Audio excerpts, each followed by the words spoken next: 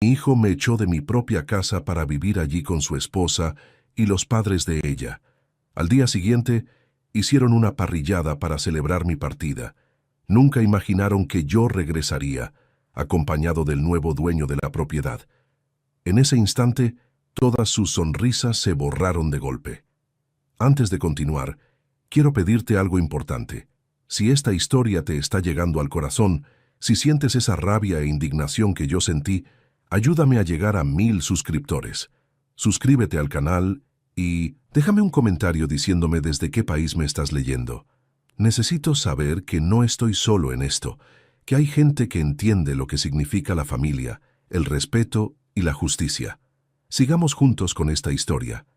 Me llamo Ramón Sebastián Soto, tengo 47 años y jamás pensé que llegaría a vivir algo así. Cuando uno cría a un hijo, lo hace con el corazón abierto, con la esperanza de que ese niño crezca y se convierta en un hombre de bien, alguien que valore el esfuerzo, el sacrificio, la familia. Pero a veces, la vida te da lecciones amargas que nunca pediste aprender. Todo comenzó hace 3 meses, cuando mi hijo Mateo y su esposa Valeria vinieron a hablar conmigo en la sala de mi casa. Sí, mi casa, la que compré con el sudor de mi frente durante más de 20 años de trabajo sin descanso. Se sentaron frente a mí, con esas caras serias, casi solemnes, como si fueran a darme una noticia importante, y vaya que lo era. «Papá, necesitamos hablar», dijo Mateo evitando mi mirada. Valeria, a su lado, tenía esa expresión que ya me resultaba familiar, una mezcla de impaciencia y desdén apenas disimulado.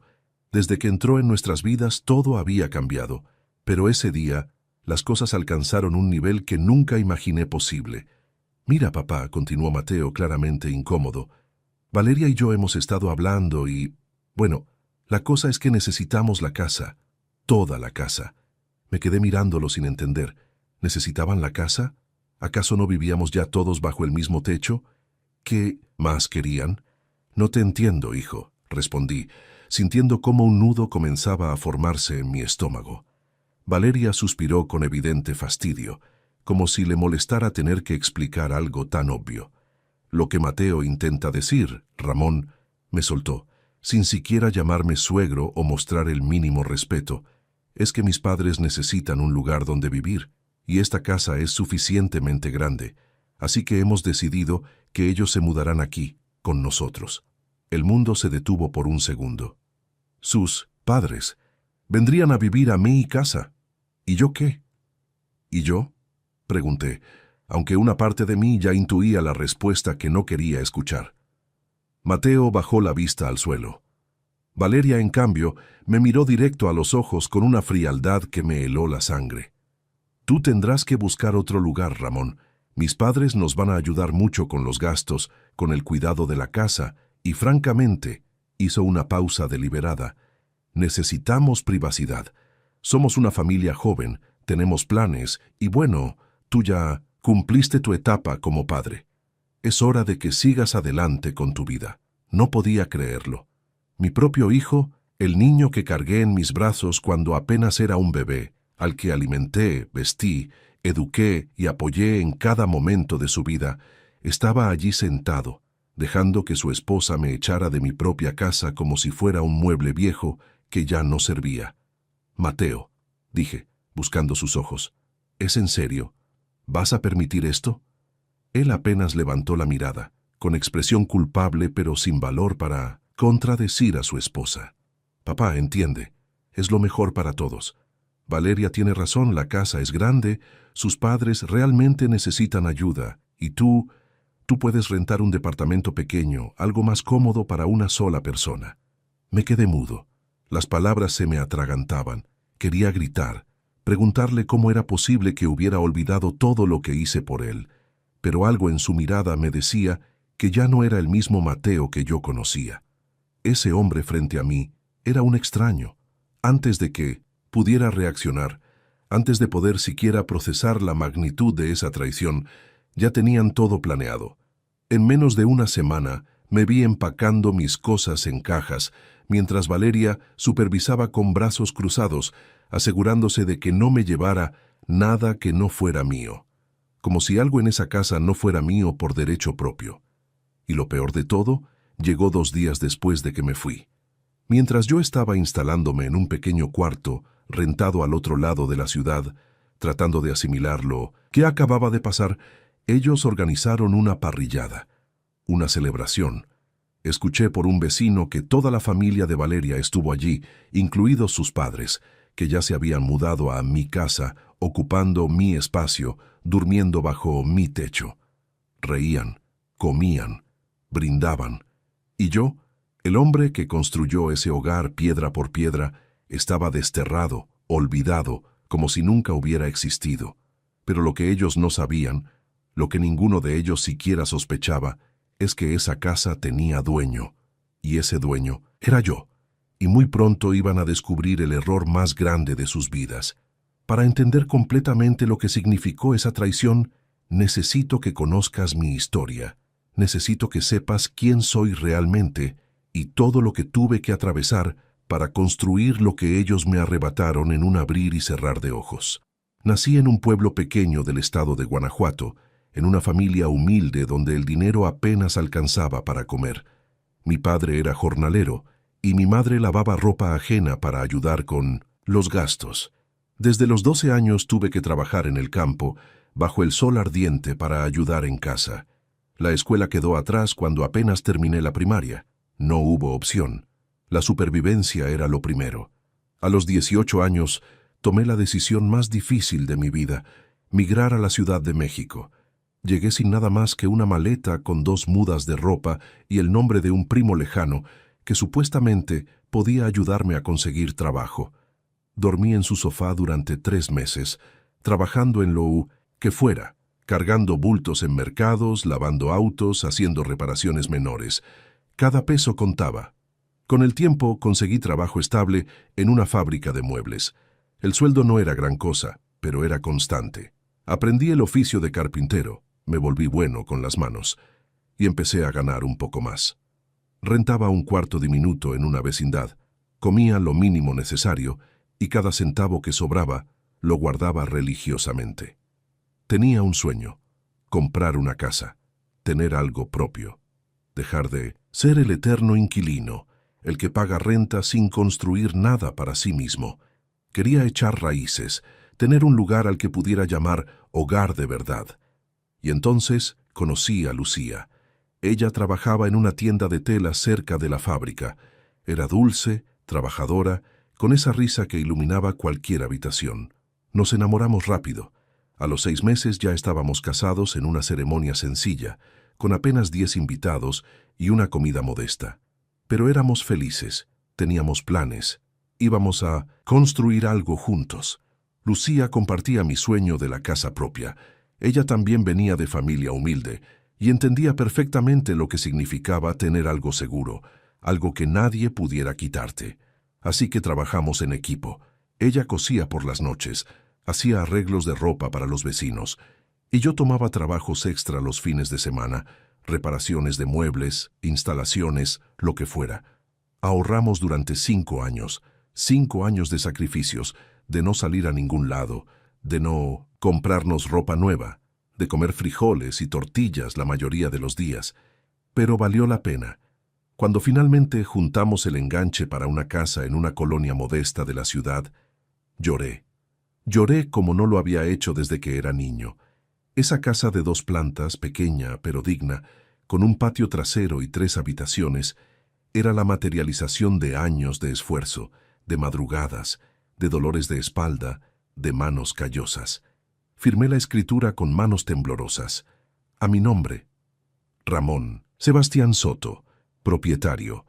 1 año después nació Mateo, nuestro único hijo, la alegría más grande de nuestras vidas.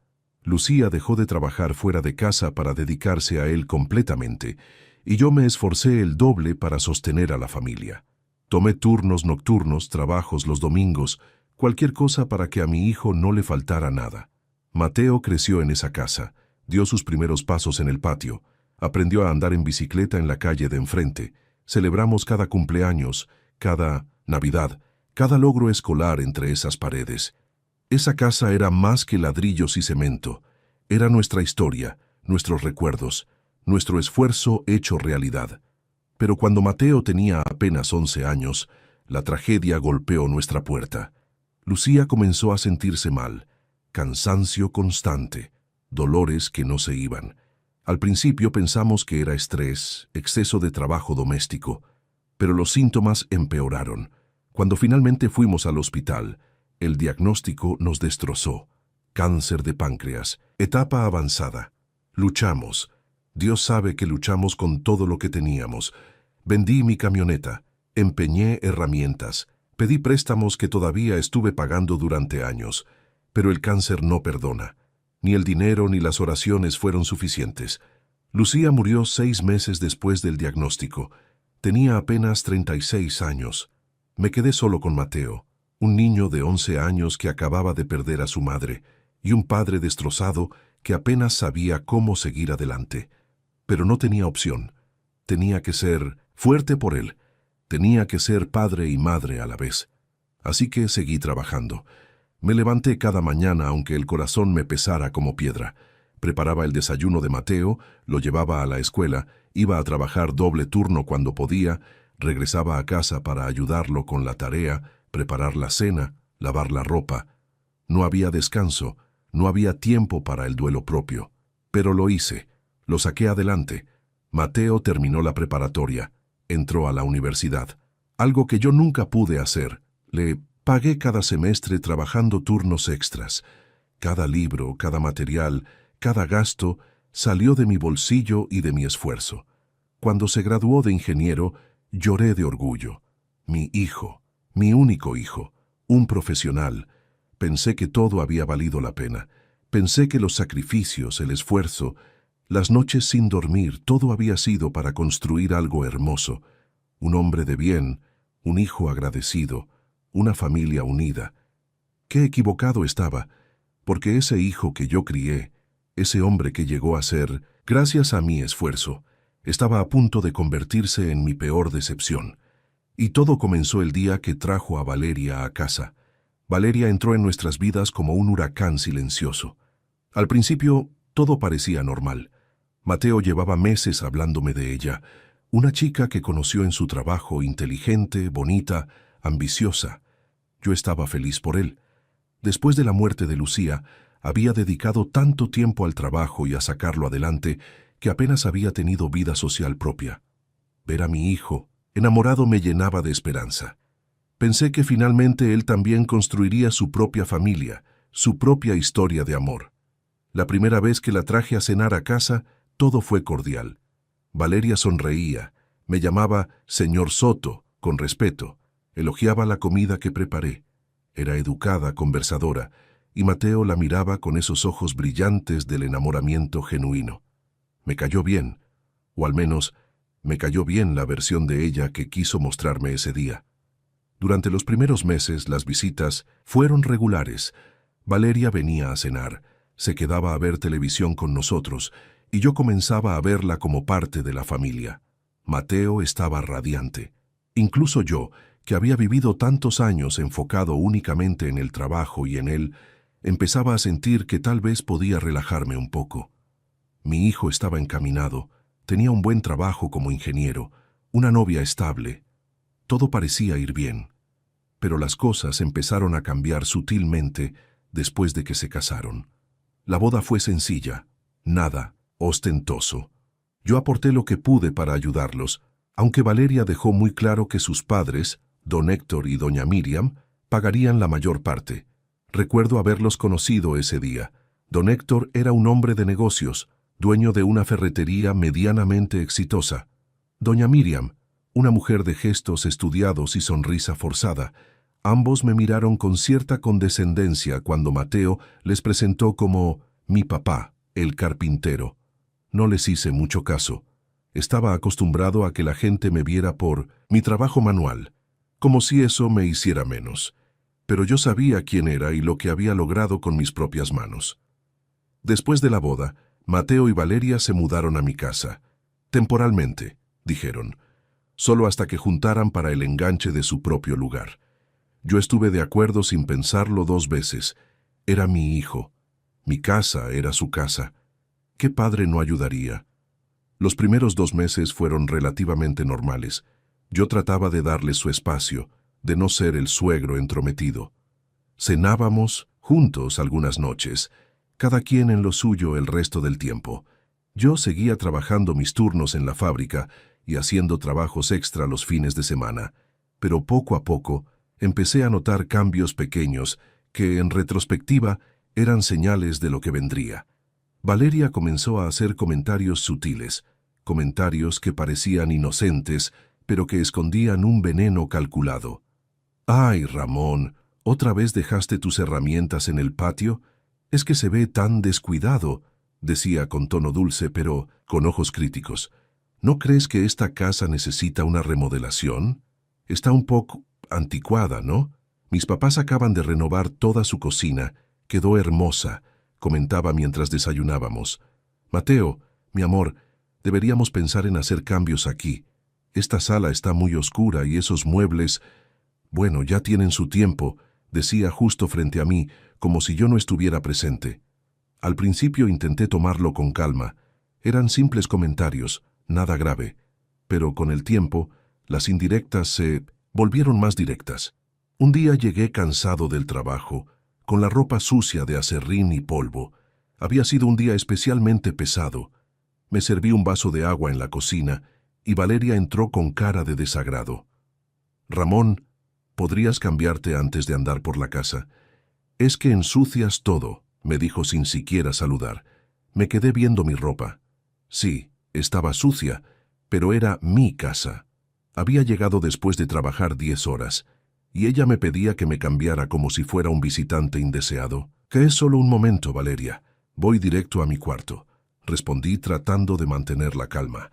«Es que no entiendes», insistió. «Estoy tratando de mantener la casa limpia. Mateo y yo tenemos invitados seguido, y da mala impresión que todo esté lleno de polvo y tierra». «¿Invitados? ¿En mi casa? ¿Y yo era el problema por llegar sucio de trabajar?» Comencé a sentir que algo estaba mal, que mi lugar en esa casa, mi propia casa, estaba siendo cuestionado. Los comentarios continuaron. Valeria se quejaba de que hacía ruido muy temprano cuando me preparaba para ir al trabajo. Se molestaba si dejaba algo fuera de lugar. Empezó a reorganizar la casa sin preguntarme, moviendo mis cosas, tirando objetos que para ella eran basura vieja, pero que para mí tenían valor sentimental. Y Mateo no decía nada. Simplemente asentía cuando ella hablaba, evitaba mi mirada cuando yo buscaba su apoyo.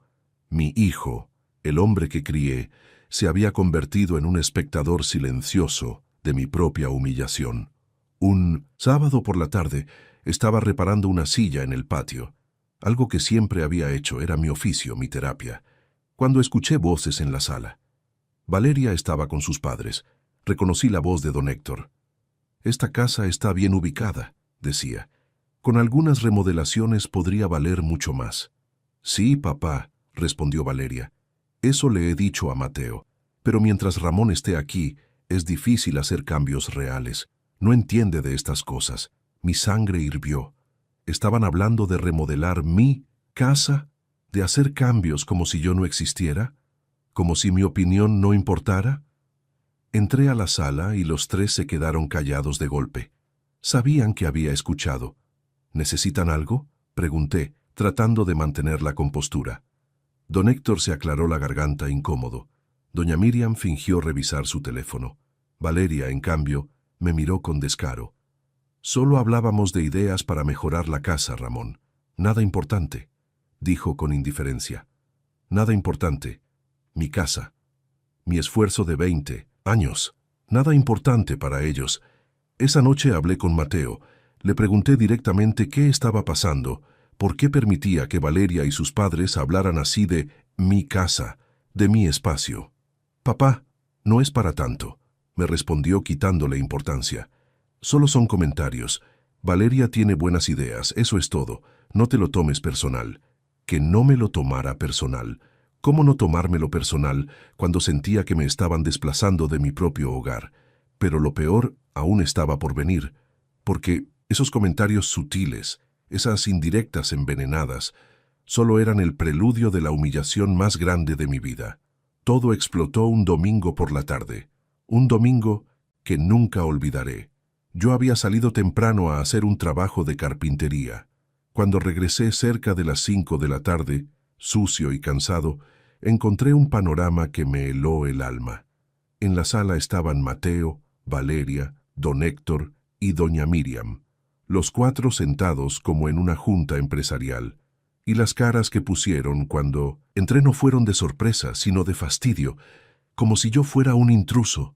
«Papá», dijo Mateo poniéndose de pie, «justo queríamos hablar contigo. Siéntate».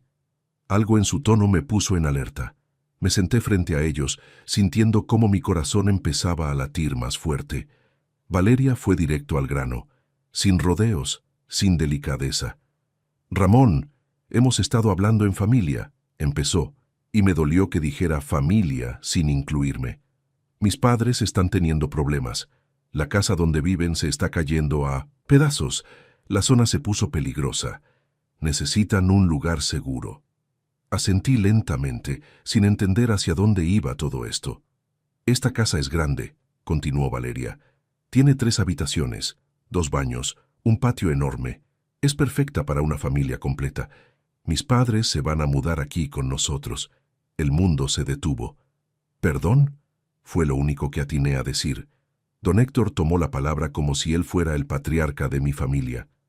«Mire, Ramón, entendemos que usted ha vivido aquí muchos años, pero Mateo ya es un hombre casado, con responsabilidades. Necesitan privacidad, necesitan construir su vida sin incomodidades». ¿Incomodidades? ¿Yo era una incomodidad en mi propia casa? Y además, agregó doña Miriam con tono condescendiente, para un hombre solo como usted, esta casa es demasiado grande. Sería más práctico que tuviera algo más pequeño, más fácil de mantener. Me quedé mirándolos a todos. Don Héctor con su traje de domingo, doña Miriam con sus uñas perfectas, Valeria con esa sonrisa victoriosa, y Mateo con la mirada clavada en el piso. «Mateo», dije con voz temblorosa, «¿tú estás de acuerdo con esto?» Silencio. «Mateo, te estoy hablando. ¿Vas a dejar que me echen de mi propia casa?» Finalmente levantó la vista, y lo que vi en sus ojos me rompió el corazón. No había duda, no había conflicto. Ya había tomado la decisión. «Papá, es lo mejor. Tú trabajas todo el día, casi no estás aquí. Nosotros necesitamos el espacio. Los papás de Valeria nos van a ayudar con los gastos, y tú puedes buscar un departamento pequeño, algo más cómodo». No lo podía creer. Las palabras salían de su boca, pero eran el discurso que Valeria le había metido en la cabeza. «Esta es mi casa, Mateo», dije levantándome. «Yo la compré. Yo pagué cada ladrillo. Tú creciste aquí gracias a mi esfuerzo. ¿Y ahora me van a echar para meter a sus papás?» Valeria se puso de pie, alterada. «Nadie te está echando. Estamos siendo razonables. La casa necesita una familia completa, gente que la cuide, de verdad. Tú solo llegas, te encierras en tu cuarto y te vas». La rabia me cegó. Quise gritarle que yo trabajaba como burro para mantener esa casa, que cada peso salía de mi bolsillo, que ellos vivían de arrimados sin pagar nada, pero algo me detuvo. Cualquier cosa que dijera sería inútil. Ya estaba decidido. «Tienes 2 semanas para buscar algo», dijo Valeria con frialdad. «Nosotros te ayudamos con la mudanza si necesitas. 2 semanas. Me daban 2 semanas para salir de la casa que me tomó 20 años conseguir». Miré a Mateo una última vez, esperando que reaccionara, pero solo agachó la cabeza. Esa noche empaqué mis cosas en silencio. 2 semanas después estaba viviendo en un cuarto rentado del tamaño de un closet. Y 2 días después de mi salida, un vecino me contó que hicieron una parrillada en mi patio, don Héctor asando carne en mi asador, doña Miriam decorando mi mesa, Valeria y Mateo riendo, brindando, celebrando que me habían sacado de mi propia vida. Pero lo que ellos no sabían es que esa casa tenía escrituras, y esas escrituras tenían un nombre: Ramón Sebastián Soto. Y yo estaba a punto de recordarles quién era el verdadero dueño. Los primeros días en ese cuarto rentado fueron los más oscuros de mi vida. No exagero cuando digo que toqué fondo de una manera que nunca imaginé posible. El lugar era diminuto. Apenas cabía una cama individual, un pequeño closet y una mesita donde ponía mi plato de comida. El baño lo compartía con otros 3 inquilinos del edificio. Las paredes eran tan delgadas que escuchaba cada conversación, cada pelea, cada televisor de los vecinos. Por las noches, el ruido de la calle no me dejaba dormir. Pero lo peor no era el lugar. Lo peor era el silencio de mi teléfono. Mateo no llamó, ni una sola vez, ni para preguntar si había llegado bien, si necesitaba algo, si estaba bien. Nada. Silencio absoluto, como si yo hubiera dejado de existir el mismo día que salí de esa casa. Las primeras noches lloré. No me avergüenza admitirlo. Lloré como no lo había hecho desde la muerte de Lucía. Lloré por la traición, por la injusticia, por sentirme usado y desechado como un trasto viejo. Había dedicado toda mi vida a ese muchacho y así me pagaba.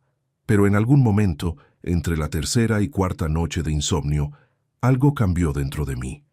La tristeza comenzó a transformarse en algo diferente, algo más frío, más calculador. La rabia ya no era ese fuego descontrolado que te consume, se convirtió en hielo. Determinación.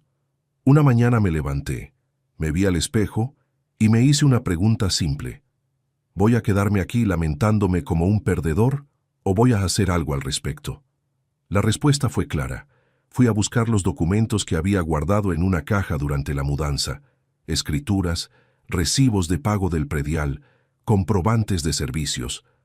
Todo estaba ahí, perfectamente archivado, como siempre lo había tenido. Y ahí estaba, en letras claras e inconfundibles, propietario, Ramón Sebastián Soto. La casa era mía, legalmente, totalmente, innegablemente mía. Mateo nunca había estado en las escrituras, nunca le había cedido ningún derecho legal sobre la propiedad. Yo era el único y absoluto dueño.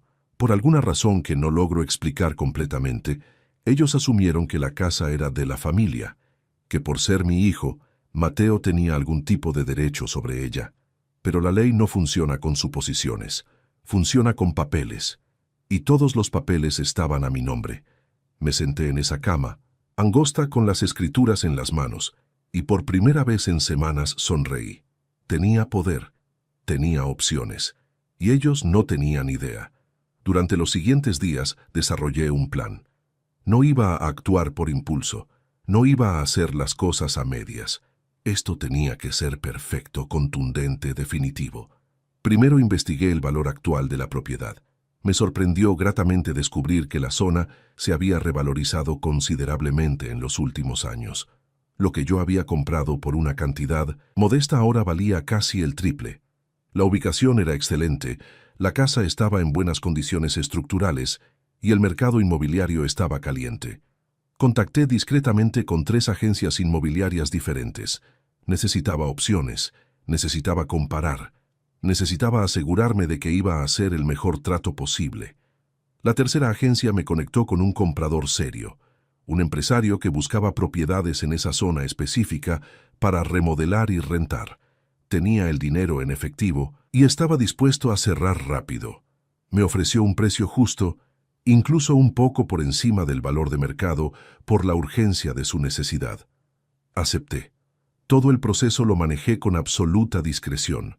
No le conté a nadie, ni a mis compañeros de trabajo, ni a los pocos amigos que tenía, ni obviamente a Mateo. Esto tenía que ser una sorpresa total. El comprador, un señor de unos 50 años llamado Alejandro Ruiz, resultó ser un hombre muy profesional. Cuando le expliqué brevemente mi situación, sin entrar en muchos detalles, entendió perfectamente lo que yo necesitaba. «Don Ramón», me dijo con una sonrisa comprensiva, «he visto casos así antes, familia que se aprovecha, hijos que olvidan quién les dio todo. Cuente conmigo, haremos esto bien y rápido». Nos pusimos de acuerdo en una fecha para la firma definitiva y para que él tomara posesión física de la propiedad. Yo me encargaría de notificarles a los inquilinos que debían desalojar. Pero yo tenía una idea mejor, mucho mejor. En lugar de enviar un simple aviso legal por correo o abogado, que era lo normal, decidí que tenía que ser presencial. Tenía que estar ahí, Tenía que ver sus caras cuando se dieran cuenta de lo que había pasado. Coordiné con Alejandro para que me acompañara a la casa en el momento exacto. Él llevaría todos los papeles firmados, su identificación, las escrituras ya a su nombre. Yo llevaría mi dignidad recuperada. Durante esas semanas de preparación hubo momentos de duda, momentos en los que mi teléfono estaba en mi mano, a punto de marcarle a Mateo para darle una última oportunidad de disculparse, de rectificar, de demostrar que algo del hijo que crié seguía ahí dentro.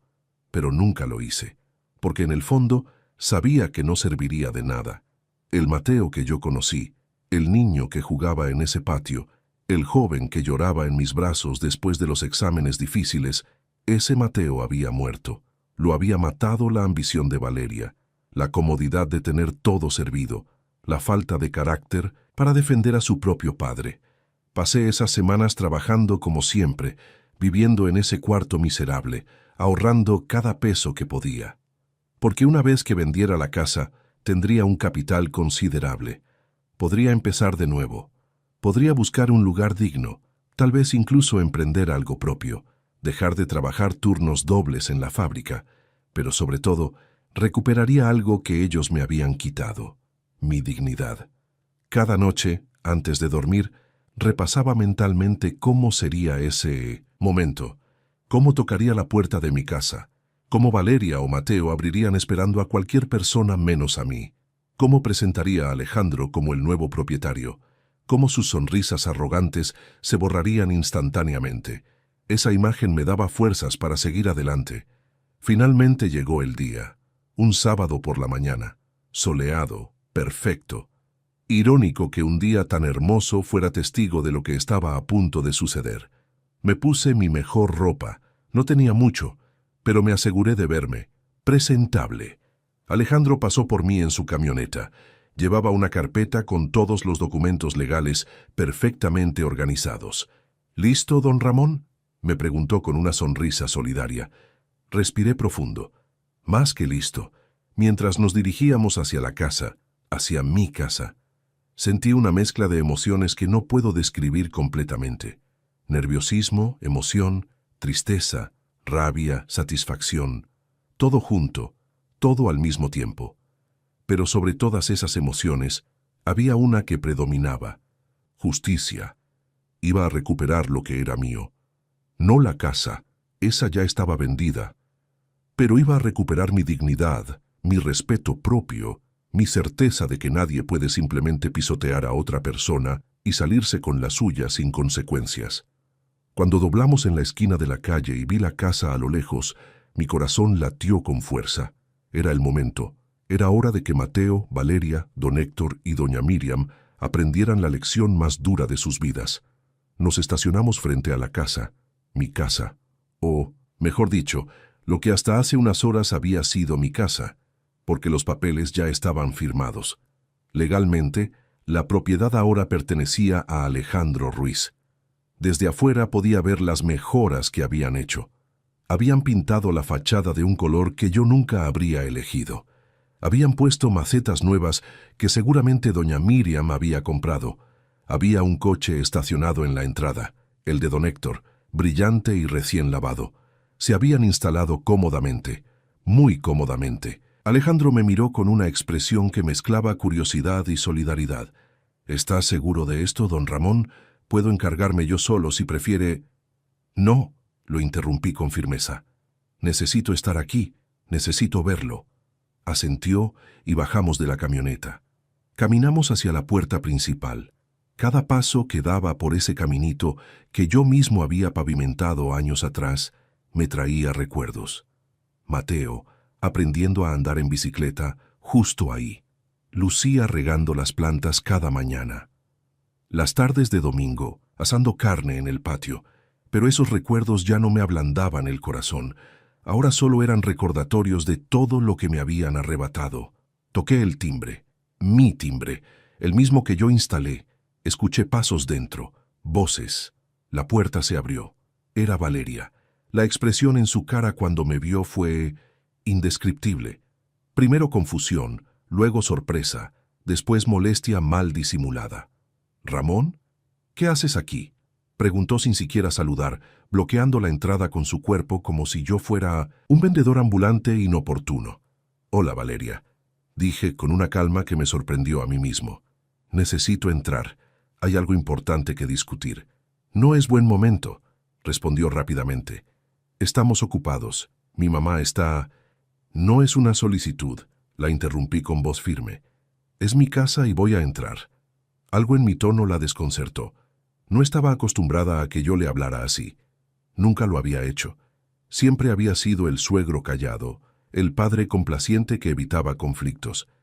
Pero Ramón había muerto el día que me echaron. «¿Quién es, hija?», escuché la voz de doña Miriam desde adentro.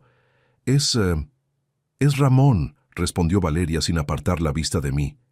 «¿Y quién es él?», preguntó Alejandro señalándolo con desconfianza.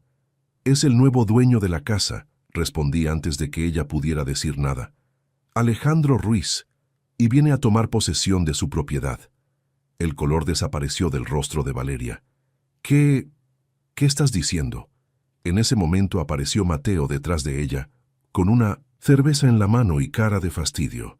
«Papá, ¿qué haces aquí? Ya te dije que...». «Vendí la casa», solté las palabras como bombas. «Esta casa, mi casa, la vendí. Y el señor Ruiz aquí presente es el nuevo propietario, así que van a tener que salir». Silencio total, un silencio tan pesado que podía sentirse físicamente. Mateo dejó de beber. Valeria abrió la boca, pero no salió ningún sonido. Desde adentro escuché cómo don Héctor preguntaba qué pasaba. Estás bromeando», murmuró Valeria. «Finalmente». Alejandro sacó la carpeta con los documentos y la abrió, mostrando las escrituras firmadas, los papeles del notario, todo perfectamente legal. «No es broma, señora. Soy el nuevo propietario legítimo de esta propiedad. Aquí están todos los documentos que lo acreditan. La compra se realizó hace 3 días y hoy vengo a tomar posesión». Don Héctor apareció en la entrada, seguido de doña Miriam. Ambos miraban la escena sin entender completamente qué estaba pasando. «¿De qué hablan? ¿Qué es esto?», exigió don Héctor con su tono autoritario habitual. «Lo que escucharon», respondí mirándolo directo a los ojos. «Vendí mi casa, la casa que ustedes ocuparon después de echarme como si fuera basura, la casa donde pensaban vivir cómodamente a costa mía». «Eso es imposible», gritó Valeria recuperando la voz. «Mateo vive aquí, es su casa. No puedes venderla así como así». «¿La casa de Mateo?», repetí con una risa amarga. «Mateo nunca ha sido dueño de esta casa. Nunca estuvo en las escrituras. Esta propiedad siempre ha estado a mi nombre. Ramón Sebastián Soto, y como único propietario legal, tenía todo el derecho de venderla cuando quisiera». Mateo estaba pálido. Finalmente parecía entender la magnitud de lo que acababa de pasar. «Papá, espera, no puedes hacer esto». «¿No puedo?». Mi voz subió de volumen. «¿Yo no puedo? Como ustedes no podían echarme de mi propia casa, como tú no podías defender a tu padre cuando tu esposa y sus padres me humillaban, o no podían celebrar con un maldito asado el día que me fui». Valeria intentó recuperar el control. «Esto es ilegal. Vamos a demandarte. No puedes dejarnos en la calle así». Alejandro intervino con voz profesional y tranquila. «Señora, todo está perfectamente legal. Aquí tiene las escrituras, el certificado del notario, los recibos de pago. Don Ramón era el único propietario registrado y tenía todo el derecho de vender. Si ustedes vivían aquí sin ningún contrato de arrendamiento o acuerdo legal escrito, técnicamente eran ocupantes sin derechos sobre la propiedad». «Pero es su hijo», gritó doña Miriam histérica. «No puede hacerle esto a su propio hijo». La miré con todo el desprecio que sentía. «Mi hijo me hizo algo peor. Me quitó mi hogar, mi dignidad, mi lugar en esta familia. Y ustedes», lo señalé a todos, «ustedes celebraron, brindaron, rieron, mientras yo dormía en un cuarto miserable preguntándome dónde me había equivocado como padre. Las lágrimas amenazaban con salir, pero las contuve. No iba a darles el gusto de verme llorar». «Tienen 72 horas para desalojar», continuó Alejandro. Es lo que marca la ley en estos casos. Pueden llevarse sus pertenencias personales, pero todo lo que sea parte de la estructura de la casa se queda. Aquí está la notificación oficial. Le entregó el documento a Mateo, que lo tomó con manos temblorosas. «Papá, por favor». Su voz se quebró. «No hagas esto. Podemos hablar, podemos arreglar». «¿Arreglar?», lo interrumpí. «¿Cómo arreglabas tú las cosas cuando tu esposa me insultaba? ¿Cómo arreglabas tú cuando me trataban como un estorbo? ¿Dónde estaba tu interés en arreglar cuando me echaste para meter a tus suegros?» No tenía respuesta. Solo lágrimas corriendo por sus mejillas. Pero ya era demasiado tarde. Don Héctor intentó un último recurso, su orgullo herido buscando recuperar control. «Esto no se va a quedar así. Tengo contactos abogados. Vas a...». «Haga lo que quiera», lo corté. «Todo está legal. Pregúntele a sus abogados. Y cuando lo haga, explíqueles cómo echaron al dueño legítimo de su propia casa para instalarse ustedes. A ver qué le dicen». Me di la vuelta para irme. Alejandro me siguió. Pero antes de llegar a la camioneta, la voz de Mateo me detuvo. «Papá, lo siento. Perdóname, por favor». Me giré lentamente. Lo vi ahí, destruido, llorando como no lo hacía desde que era niño. Y una parte de mí, esa parte que todavía lo amaba a pesar de todo, quiso correr hacia él y abrazarlo. Pero la parte más fuerte, la parte que había aprendido a valorarse, a no dejarse pisotear, esa parte habló más alto. «Yo también lo siento, Mateo. Siento que olvidaras quién te crió. Siento que valores más a tu esposa y a tus suegros que a tu propio padre. Y siento que tengas que aprender esta lección de esta manera». Subí a la camioneta. Alejandro arrancó, y mientras nos alejábamos, pude ver en el espejo retrovisor cómo los cuatro se quedaban parados en la entrada de lo que ya no era su casa, con sus sueños y su arrogancia destrozados. La sonrisa había desaparecido de sus rostros, para siempre. Las siguientes semanas fueron un torbellino. Alejandro cumplió su palabra y les dio las 72 horas legales para desalojar. Según me contó después, el proceso fue caótico. Valeria intentó negociar, llorar, amenazar. Don Héctor llegó con un abogado que, después de revisar los papeles, le confirmó que no tenían ningún caso. Mateo llamó a mi teléfono 47 veces en 3 días. Dejó mensajes de voz suplicando, llorando, pidiendo perdón. Los escuché todos, cada uno, pero no le regresé ni una sola llamada. 3 días después, la casa quedó vacía. Alejandro cambió las cerraduras y comenzó la remodelación. Me invitó a verla una vez más antes de los trabajos. Caminé por esas habitaciones que conocía de memoria. La sala donde Mateo daba sus primeros pasos, la cocina donde Lucía preparaba la cena, el cuarto donde mi hijo creció. Pero no sentí nostalgia, sentí liberación. Venderla no fue venganza, fue justicia. Fue recuperar mi dignidad. Fue demostrarle a todos que las acciones tienen consecuencias. Con el dinero de la venta me compré un departamento pequeño pero moderno en una zona tranquila, solo para mí, sin recuerdos dolorosos. Un nuevo comienzo. También aparté una cantidad considerable para mi retiro. Reduje mis horas en la fábrica a un horario normal y comencé a disfrutar algo que no había tenido en décadas: tiempo libre. Empecé a frecuentar un café cerca de mi nuevo departamento. Conocí gente nueva, personas que me valoraban por quién era. Incluso comencé a salir con una señora viuda de mi edad, Marta, que había pasado por experiencias similares. La vida podía empezar de nuevo a los 47 años. Mateo siguió intentando contactarme durante meses. Mensajes, llamadas, incluso apareció un día en la fábrica. Lo vi desde lejos. Se veía demacrado, más delgado, con ojeras profundas, pero no me acerqué. Eventualmente, los intentos disminuyeron. Los mensajes se espaciaron. Las llamadas cesaron. Un año después, me enteré por un antiguo vecino que Mateo y Valeria se habían separado. La presión de perder la casa, de tener que rentar un lugar pequeño junto con los padres de ella, había destrozado la relación. Los suegros culpaban a Mateo. Valeria culpaba a Mateo por no haber asegurado la propiedad.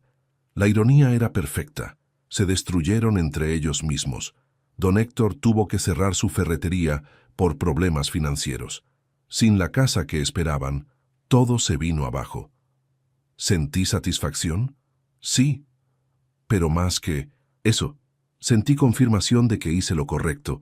Las personas que te traicionan eventualmente pagan el precio. Hace 2 meses, Mateo apareció en el café donde suelo desayunar. No sé cómo me encontró, pero ahí estaba. Solo, con ropa gastada, con la mirada de alguien que ha tocado fondo. Se sentó frente a mí sin pedir permiso. «Papá», dijo con voz ronca, «tenías razón, en todo». No respondí, solo lo miré.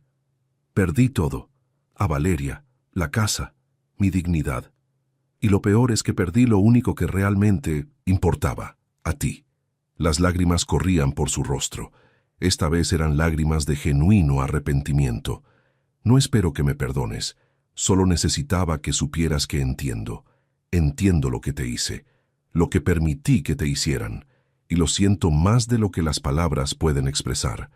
Tomé un sorbo de mi café, dejé que el silencio se extendiera. Finalmente hablé. «Mateo, me quitaste mi casa». Pero lo que dolió no fue eso.